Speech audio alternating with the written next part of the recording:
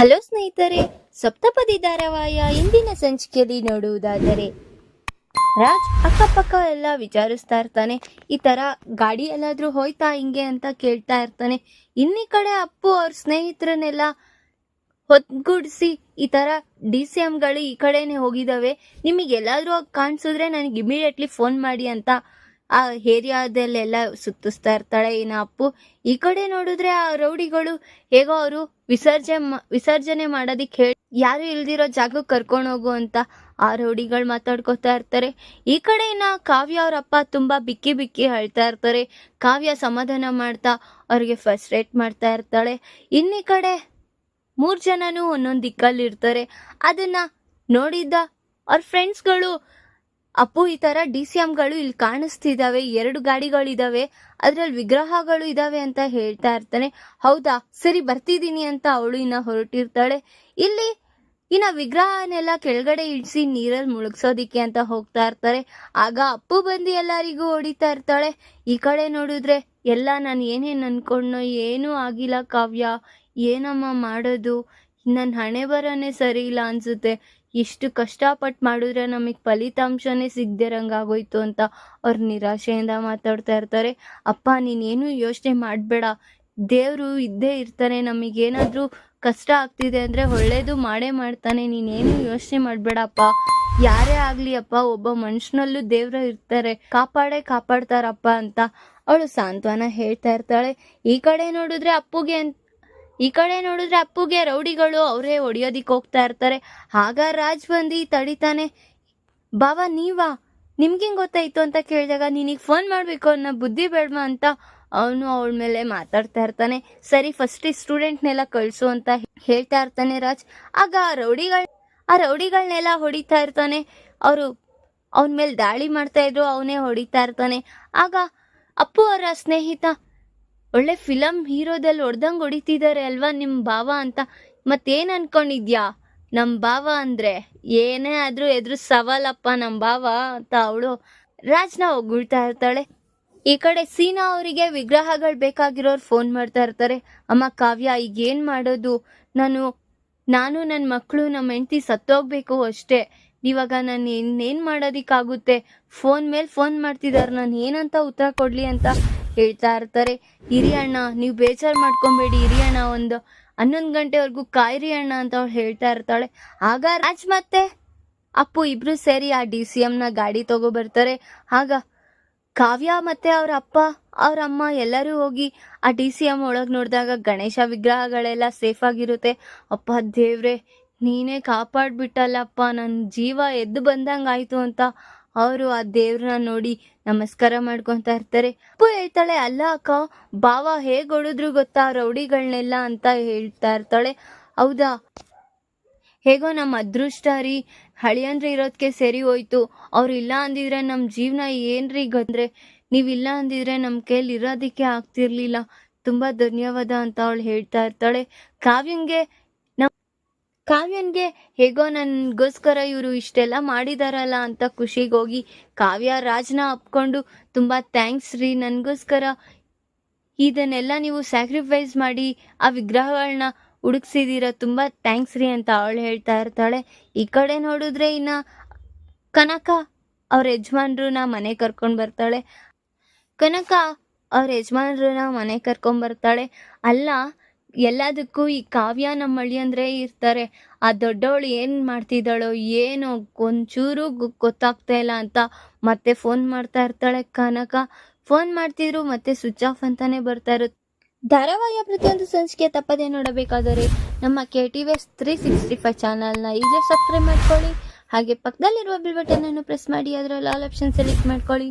ಇದರಿಂದ ನಾವು ರಿಲೀಸ್ ಮಾಡುವಂತಹ ಸಂಚಿಕೆ ಅಪ್ಡೇಟ್ ನೋಟಿಫಿಕೇಶನ್ ಸಿಗುತ್ತೆ. ಇನ್ನೇ ಕಡೆ ಸ್ವಪ್ನ ನಾನು ಹೊಟ್ಟೆ ಬೆಳಿಬೇಕು ಅನ್ನೋ ಹುಚ್ಚಲ್ಲಿ ಯಾವ್ಯಾವ ವಸ್ತುಗಳು ಬೇಕೋ ಅದನ್ನೆಲ್ಲ ಇಟ್ಕೊತಾ ಇರ್ತಾಳೆ. ಈ ಕಡೆ ಅದೇ ಟೈಮಲ್ಲಿ ಹೇಗೋ ಈಗ ರಾಹುಲ್ನನ್ನ ನಂಬಿಸಿದೀನಿ, ಮನೆಯವ್ರನ್ನೂ ನಂಬಿಸ್ಬೇಕು ಅಂತ ಅವಳು ಹಠ ಹಿಡ್ದು ನಿಂತಿರ್ತಾಳೆ. ಆಗ ರಾಹುಲ್ ಬಂದು ಏನು ಮಾಡ್ತಿದ್ಯಾ ಬೇಬಿ ಅಂದಾಗ, ನಾನು ಈ ಸೀರಿಯಲ್ ಹೇಗಿದ್ದೀನಿ ರಾಹುಲ್ ಅಂತ ಕೇಳ್ತಾ ಇರ್ತಾಳೆ. ನೀನೇನು ಅಪ್ಸರೆ, ನಿನಗೆ ಯಾವುದಾದ್ರೂ ಕಂಫರ್ಟ್ ಆಗಿರುತ್ತೆ ಅಂತ ಅವನು ಇನ್ನ ಬೆಣ್ಣೆ ಹಚ್ತಾ ಇರ್ತಾನೆ. ನಾನು ಅಯ್ಯೋ ನನ್ನ ರಾಹುಲ್ ಎಷ್ಟು ಚೆನ್ನಾಗಿ ನನ್ನ ವರ್ಣಿಸ್ತಿದ್ದಾನಲ್ಲ ಅಂತ ಅವಳ ಗುಂಗಲ್ಲೇ ಮುಳುಗೋಗಿರ್ತಾಳೆ. ಇನ್ನೀ ಕಡೆ ಸರಿ ನಾವು ಇವತ್ತು ಮನೆಗೆ ಹೋಗೋಣ ಅಂತ ಕೇಳ್ತಾ ಇರ್ತಾಳೆ. ಈಗ ಬೇಡ ಬೇಡ, ನಾಳೆ ಒಂದು ದಿವಸ ಇದ್ದು ನಾಡಿದ್ದು ಹೋಗೋಣ ಅಂತ ಅವನು ಹೇಳಿ, ಯಾಕೆ ರಾಹುಲ್ ಇವತ್ತೇ ಹೋಗೋಣ ಅಂತ ಹೇಳಬೇಕಾದ್ರೆ, ಬೇಡ ನಾವು ಊಟಿಲಿದ್ದೀವಿ ಅಂತ ಗೊತ್ತು ಅಲ್ವಾ ಅವರಿಗೆ, ನಾವು ಈ ಥರ ಇಲ್ಲೇ ಇದ್ದೀವಿ, ನಾವು ಸುಮ್ಮನೆ ಇಲ್ಲೇ ಇದ್ಬಿಟ್ಟು ಇಲ್ಲಿ ಹೋಗ್ದಿರಾ ಹಿಂಗೆ ಇದ್ದೀವಿ ಅಂತ ಗೊತ್ತಾದ್ರೆ ಬೇಜಾರು ಮಾಡ್ಕೊತಾರೆ, ನಾಳೆ ಹೋಗ್ಬಿಡೋಣ ಅಂತ ಹೇಳ್ತಾ ಇರ್ತಾರೆ. ತುಂಬ ಬುದ್ಧಿವಂತ ರಾಹುಲ್, ನೀನು ಎಲ್ಲ ಯೋಚನೆ ಮಾಡಿಬಿಟ್ಟೆ ನಿರ್ಧಾರ ತಗೊಂತೀಯ ಅಂತ ಸ್ವಪ್ನ ಹೇಳಬೇಕಾದ್ರೆ, ನೀನು ನಾಳೆ ಹೇಗೆ ಸಿಗ್ತೀಯ ನಾನು ನೋಡೇ ಬಿಡ್ತೀನಿ, ಇವತ್ತೊಂದೇ ದಿವಸ ಅಲ್ವಾ ನೀನು ಇಲ್ಲಿರೋದು, ಮಾಡು ಎಂಜಾಯ್ ಮಾಡು ಅಂತ ಅವನು ಅನ್ಕೋತಾ ಇರ್ತಾನೆ. ಇನ್ನೀ ಕಡೆ ಮನೆ ಮಂದಿಯವರೆಲ್ಲ ಕಾವ್ಯಂಗೋಸ್ಕರ ಕಾಯ್ತಾ ಇರ್ತಾರೆ, ಅವರ ಅತ್ತೆನೂ ಸಹ ಕಾಯ್ತಾ ಇರ್ತಾರೆ. ಆವಾಗ ರುದ್ರಾಣಿ ಕಾವ್ಯನ್ಗೆ ಲೆಫ್ಟ್ ಆ್ಯಂಡ್ ರೈಟ್ ಕೊಡೋದಕ್ಕೆ ಅತ್ತಿಗೆ ಕಾಯ್ತಾ ಇದ್ದಾರೆ ಅಂತ ಗೊತ್ತಾಗ್ತಿದೆ ಅಂತ ಅವಳು ಅನ್ಕೊತಾ ಇರ್ತಾಳೆ. ಇನ್ನು ಕಾವ್ಯ ಮತ್ತೆ ರಾಜ್ ಇಬ್ರು ಮನೆಗೆ ಬರ್ತಾರೆ. ಎಂತಕ್ಕೆ ಲೇಟು, ಎಲ್ಲೋಗಿದ್ರಿ ಅಂತ ಕೇಳಬೇಕಾದ್ರೆ, ಅಯ್ಯೋ ಅತ್ತೆ ಏನೂ ಇಲ್ಲ, ನಾವು ಅಲ್ಲೇ ಉಳ್ಕೊಳ್ಬೇಕಾಗಿರೋ ಸಿಚುವೇಶನ್ ಬಂತು ಅಂತ ಹೇಳ್ತಾ ಇರ್ತಾಳೆ. ಯಾಕಮ್ಮ ಕಾವ್ಯ ಹಾಗಿದ್ಯಾ ಅಂತ ಕೇಳ್ತಾ ಇರ್ತಾರೆ ಅವ್ರ ಮಾವ. ಏನೂ ಇಲ್ಲ ಮಾವ, ಅಲ್ಲಿ ಏನಾಯ್ತು ಗೊತ್ತಾ, ಆ ವಿಗ್ರಹಗಳನ್ನೆಲ್ಲ ನಾವು ರೆಡಿ ಮಾಡಿದ್ವಲ್ಲ, ಅದನ್ನ ಕಳ್ಳರು ಯಾರೋ ಬಂದು ಎತ್ಕೊಂಡು ಹೋಗ್ಬಿಟ್ಟಿದ್ರು, ಹೇಗೋ ನಮ್ಮ ಯಜಮಾನ್ರೆ ಕಾಪಾಡಿದ್ರು ಅಂತ ಹೇಳ್ತಾ ಇರ್ತಾಳೆ. ಆ ವಿಚಾರನ ಕೇಳಿಸ್ಕೊಂಡ ರುದ್ರಾಣಿ, ಹೌದಾ, ವಿಗ್ರಹಗಳು ಯಾರು ಎತ್ಕೊಂಡೋದ್ರು, ಮತ್ತೆ ಸಿಕ್ತಾ ಅಂತ ಕೇಳಬೇಕಾದ್ರೆ, ಅಲ್ಲ ನೀವು ನನ್ನ ಪರವಾಗಿ ಮಾತಾಡ್ತಿದ್ದೀರೋ ಬೇರೆಯವ್ರ ಪರವಾಗಿ ಮಾತಾಡ್ತಿದ್ದೀರೋ ಒಂದು ಗೊತ್ತಾಗ್ತಿಲ್ವಲ್ಲ ರುದ್ರಾಣಿ ಅವರೇ ಅಂತ ಕೇಳ್ತಾ ಇರ್ತಾಳೆ. ಆಗ ಏನೂ ಇಲ್ಲ ಅಂತ ಅವಳಿನ ಎಸ್ಕೇಪ್ ಆಗ್ತಾಳೆ. ಆಗ ಮನೆ ಮಂದಿಯವರೆಲ್ಲರೂ ಒಳ್ಳೆ ಸಿಚುವೇಶನಲ್ಲಿ ಒಳ್ಳೆ ನಿರ್ಧಾರ ತಗೊಂಡೆ ರಾಜ್, ನೀನು ಕ್ಲೈಮ್ಯಾಕ್ಸ್ ಸೀನೇ ನೀನು ತೋರಿಸ್ಬಿಟ್ಟೆ ಅನ್ನಂಗಿತ್ತು ಅಂತ ಹೇಳ್ತಾ ಇರ್ತಾಳೆ. ಏನು ಸರಿ ಇದೆ, ಏನು ಸರಿ ಇಲ್ಲ, ನನ್ನ ಮಗನಿಗೇನಾದರೂ ಹೆಚ್ಚು ಕಮ್ಮಿ ಆದರೆ ಏನು ಮಾಡಬೇಕು, ಇರೋದೇ ಒಬ್ಬ ಮಗ ನನಗೆ, ಈ ಥರ ಫೈಟು ಅವು ಎಲ್ಲ ಇದ್ದರೆ ಏನಾದರೂ ಹೆಚ್ಚು ಕಮ್ಮಿ ಆದರೆ ನಾನೇನು ಮಾಡಬೇಕು ಅಂತ ಅವ್ರ ಕೋಪದಲ್ಲಿ ಹೇಳ್ಬಿಟ್ಟು ಹೋಗ್ತಾ ಇರ್ತಾರೆ. ಆಗ ಮಾಮ್ ನನ್ನಿಂದ ಆಗಿದ್ದು ಮಾಮ್, ನಾನು ಯಾವತ್ತೂ ಫೈಟ್ ಮಾಡೋದಿಕ್ಕೆ ಹೋಗಲ್ಲ ಅಂತ ಅವನು ಹೇಳ್ತಾ ಇರ್ತಾನೆ. ಆಗ ಕಾವ್ಯ ತುಂಬ ಡಿಸಪಾಯಿಂಟ್ ಆಗಿರ್ತಾಳೆ. ಇನ್ನೀ ಕಡೆ ರಾಹುಲ್ಗೆ ರುದ್ರಾಣಿ ಫೋನ್ ಮಾಡಿ ಕೇಳ್ತಾ ಇರ್ತಾಳೆ, ಅಲ್ಲ ನೀನು ಅನ್ಕೊಂಡಿರೋ ಪ್ಲ್ಯಾನ್ ಏನು, ಇಲ್ಲಿ ನಡೀತಾ ಇರೋದೇನು, ಏನು ಮಾಮ್ ಸರಿ ಆಯ್ತಾ, ಕಾವ್ಯ ಮನೆಗೆ ಬಂದ್ಲಾ, ಅಳ್ತಿದ್ದಾಳ ಅವಳು, ನನಗೆ ವಿಡಿಯೋ ಕಾಲ್ ಮಾಡಿ ತೋರಿಸು ಅಂತ ಕೇಳ್ತಾ ಇರ್ತಾನೆ. ಅಳ್ತಿದ್ದಾಳೆ ಕಣೋ, ಅವಳೇ ನನಗೆ ಅಳಿಸ್ತಿದ್ದಾಳೆ ಅಂತ ಹೇಳ್ತಾ ಇರ್ತಾಳೆ ರುದ್ರಾಣಿ. ಯಾಕೆ ಮಾಮ್ ಏನಾಯ್ತು ಅಲ್ಲ ಅದೇನು ರೌಡಿಗಳು ಈ ಥರ ವಿಗ್ರಹಗಳನ್ನ ವಿಸರ್ಜನೆ ಮಾಡು ಅಂತ ಹೇಳಿದ್ರೆ ನೀನೇನೋ ಎಂಥ ರೌಡಿಗಳನ್ನ ಇಟ್ಕೊಂಡಿದ್ಯೋ, ರಾಜ್ ಹೋಗಿ ಬಡ್ದಿ ಆ ವಿಗ್ರಹಗಳನ್ನೆಲ್ಲ ಬಿಡಿಸಿ ಕಾವ್ಯನ್ಗೆ ವಾಪಸ್ ಕೊಟ್ಟಿದ್ದಾನೆ, ಆ ಕಾಂಟ್ರಾಕ್ಟು ಅವ್ರಿಗೆ ಸರಿ ಹೋಗಿದೆ, ಈಗ ಆ ಕಾಸಿಂದ ಅವ್ರ ಮನೇನೂ ಉಳಿಸ್ಕೊಂಡ್ರು, ನಿನಗೆ ಗೊತ್ತಾ ಅಂತ ಕೇಳ್ತಾ ಇರ್ತಾರೆ. ಹೌದಾ, ನನಗೆ ಗೊತ್ತೇ ಇರಲಿಲ್ಲ ಮಾಮ್, ನಾನು ಕೇಳಿದಾಗ ಇನ್ನೇನಣ್ಣ 5 ನಿಮಿಷ ವಿಸರ್ಜನೆ ಮಾಡ್ತಾ ಇದ್ದೀವಿ ಅಂತ ಹೇಳಿದ್ರು ಆ ರೌಡಿಗಳು ಅಂತ ಹೇಳ್ತಾ ಇರ್ತಾನೆ. ಒಂದು ಕೆಲಸನೂ ನಿನಗೆ ನೆಟ್ಟಂಗೆ ಮಾಡಕ್ಕೆ ಬರಲ್ಲ, ಅದೇನಂತ ಉಟ್ಬಿಟ್ಟಿದ್ಯೋ ಅಂತ ಬೈತಾ ಇರ್ತಾಳೆ ರುದ್ರಾಣಿ. ಮಾಮ್ ಈಗ ಬಿಡು, ಏನು ಯೋಚನೆ ಮಾಡಬೇಡ, ನಾನು ಏನಾದರೂ ಒಂದು ಮಾಡ್ತೀನಿ ಅಂತ ಅವನಿನ್ನ ಕಾಲ್ ಕಟ್ ಮಾಡ್ತಾನೆ. ಇನ್ನೀ ಕಡೆ ನಾನು ಕಿಡ್ನ್ಯಾಪ್ ಮಾಡ್ಸೋದಕ್ಕೆ ರೌಡಿಗಳನ್ನ ಅರೇಂಜ್ ಮಾಡಿರ್ತಾನೆ ರಾಹುಲ್. ಆ ರೌಡಿಗಳು ಕಾಲ್ ಮಾಡಿ, ಇನ್ನೇನು ಸರ್ ಒಂದು 5 ನಿಮಿಷಕ್ಕೆ ಬರ್ತಿದ್ದೀನಿ, ಮೇಡಮ್ನೇ ಕರ್ಕೊಬನ್ನಿ ಅಂತ ಅವನು ಸಹ ಕಾಯ್ತಾ ಇರ್ತಾನೆ.